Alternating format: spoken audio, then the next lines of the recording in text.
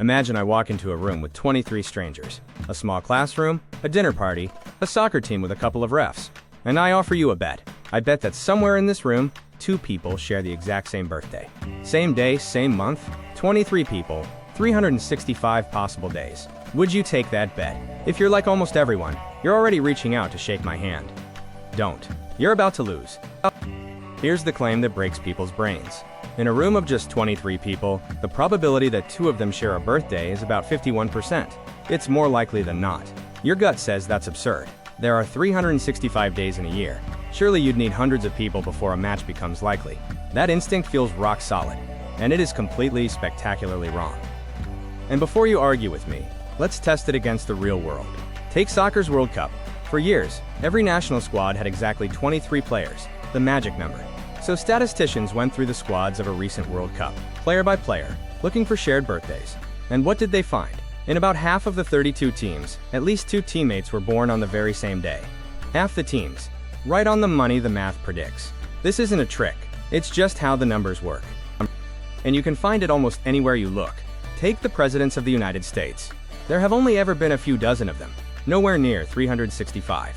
And yet 2 of them, James Polk and Warren Harding, were both born on the exact same day. A coincidence that feels spooky, almost like fate. But with a group even that size, a shared birthday isn't a long shot at all. It's the single most likely outcome. So why does our intuition fail so badly here? Because when you imagine this problem, you put yourself at the center of it. You walk around the room asking, does anyone here share my birthday? And for that question, your instinct is actually right. You would need a lot of people. With 22 other folks, the chance that someone matches your one specific day is only about 6%. But that's not the bet. I never said anyone had to match you. I said some 2 people in the room share a birthday, any pair at all. And that changes everything. You're no longer checking one person against the group. You're checking every person against every other person, all at once. The question quietly got enormously bigger. Let's shrink it down to see why. Forget 23. Picture just 4 people in a room. How many ways can you pair them up to compare birthdays? Person 1 can pair with the other 3. Person 2 has 2 new partners left. Person 3, 1 more. That's 3 plus 2 plus 1, 6 pairs, from only 4 people. Already the comparisons outnumber the people, and that gap doesn't grow gently as you add more. It explodes. Now scale that back up. In a room of 23 people, person 1 can be compared with 22 others, person 2 with 21, and so on down the line. Add all those comparisons together, and you don't get 23. You get 253 unique pairs, 253 separate chances for a match to sneak through.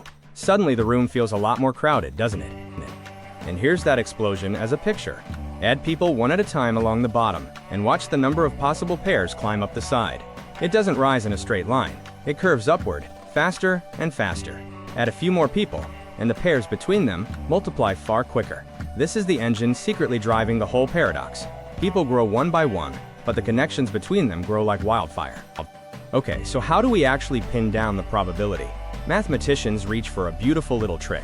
Instead of calculating the chance that 2 people do share a birthday, which gets tangled fast, they calculate the opposite. The chance that nobody shares.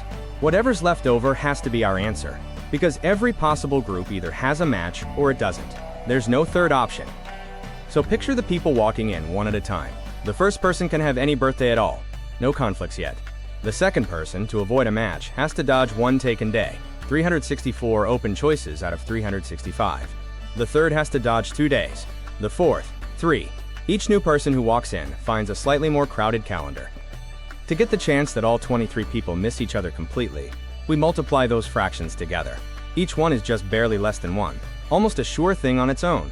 But multiply 22 of these shrinking odds, and they erode one another, drifting further and further from certainty with every single person who walks through that door. And when you finish the multiplication, the probability that everyone has a unique birthday comes out to about 49%, which means the probability that at least 2 people do collide is everything that's left, about 51%. 23 people, better than a coin flip. The bet was never fair. It was quietly stacked against you the entire time. And we can map out the whole story on a single curve. Along the bottom, the number of people in the room. Up the side, the chance of a shared birthday. Watch what happens. With just a few people, it crawls along near the floor. Then it bends upward, steeper and steeper, and right around 23 people it crosses the halfway line. That crossing point, that's our 50-50 bet, hiding in plain sight. And it only gets more lopsided from here. Bump the room up to 30 people, and the odds climb to about 70%. At 50 people, 97%. At 70 people, 99.9%, a near certainty. You don't need anywhere close to 365 people. You just need a crowded bus. And here's a twist, that's somehow even crazier. If you only ask for 2 birthdays within a week of each other, you need a mere 7 people, for better than even odds. 7. If you plot the original problem out, the curve doesn't crawl upward the way your intuition expects. It rockets. A handful of people barely moves the needle, and then the probability shoots towards certainty far sooner than feels reasonable. This is the signature of combinations quietly exploding in the background, a kind of growth our linear brains simply did not evolve to see. And that's the real lesson hiding inside this party trick. Our intuition is tuned for things that add up one at a time. But pairs, connections, and combinations don't add, they multiply. Whenever you have a group of things all interacting with each other, the number of possible interactions balloons far faster than the group itself. It's also why a single shared birthday is easy, but getting 3 people on the exact same day is genuinely hard. That one takes about 88 people. We feel the people. We never feel the pairs. This puzzle isn't new either. It was first posed back in 1939 by a mathematician named Richard von Mises. He realized that this clash between gut and math was so sharp, so reliable, that it made the perfect teaching tool. And he was right. For more than 80 years, it's been a favorite way to show students a hard truth. Your intuition about probability is not just occasionally off, it can be confidently, predictably wrong. But this is not just trivia for dinner parties. The very same math quietly runs underneath the technology you trust every single day. There's even a rule of thumb buried in it. In a space of n possibilities, collisions start showing up not after n tries, but after only about the square root of n. Computers protect your passwords and your files using something called a hash, a kind of digital fingerprint. And fingerprints, just like birthdays, live in a finite space. Programmers run into this constantly. Store millions of items in a giant table by their fingerprints, and you'd hope each lands in its own slot. But the birthday math guarantees that collisions, 2 different items grabbing the same slot, appear far sooner than feels reasonable. Good software is built expecting them. The same counterintuitive crowding that wins you a bar bet shapes how the data on your phone is stored and found. And in security, this becomes a weapon. Attackers exploit it directly. It's literally called a birthday attack.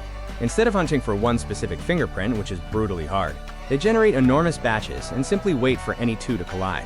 Thanks to that square root rule, that takes far less work than anyone's intuition would guess. The same surprise that wins you a party bet can crack a digital signature. And this has really happened. In 2012, a piece of malware called Flame spread across the Middle East. To disguise itself, it forged a digital certificate that made it look like trusted software straight from Microsoft. How? By engineering a hash collision, 2 different files sharing the same fingerprint. A few years later, researchers shattered another widely used hash the very same way. Birthday math didn't just break the bet, it broke real-world security. It even reaches into the courtroom. Crime labs match DNA by comparing a handful of genetic markers, and each match can feel like a 1 in a million certainty. But when you scan a database of hundreds of thousands of profiles, you're no longer asking about one suspect. You're checking every profile against every other. And just like our birthdays, coincidental matches start turning up far more often than a jury would ever expect. The same paradox, now with someone's freedom on the line. Step back, and the birthday paradox stops being about birthdays at all. It's really about why life feels so full of impossible coincidences. You bump into a friend in a foreign city. 2 people in your office share a name, a hometown, the very same wedding date. It feels like destiny reaching out to you. But you are quietly part of an enormous web of pairings, and across all of them, some astonishing coincidence is practically guaranteed. We just never feel the pairs. So the next time you're in a room with 20 or so people, look around. Hidden in that ordinary crowd is a better than even chance of a coincidence that feels impossible. Your intuition will fight it every time, because it was built for a simpler, smaller world. But the math doesn't care how it feels. It only cares what's true. And the truth is, you never should have taken that bet. If your view of the world just shifted a little, that's exactly what this channel is for. We take the strange, beautiful machinery hiding behind everyday life and turn it into stories you can actually feel. So if you want more moments like this one, where math quietly breaks your intuition and then rebuilds it, hit subscribe and stick around. There's a whole universe of these waiting. Thanks for watching, and I'll see you in the next one.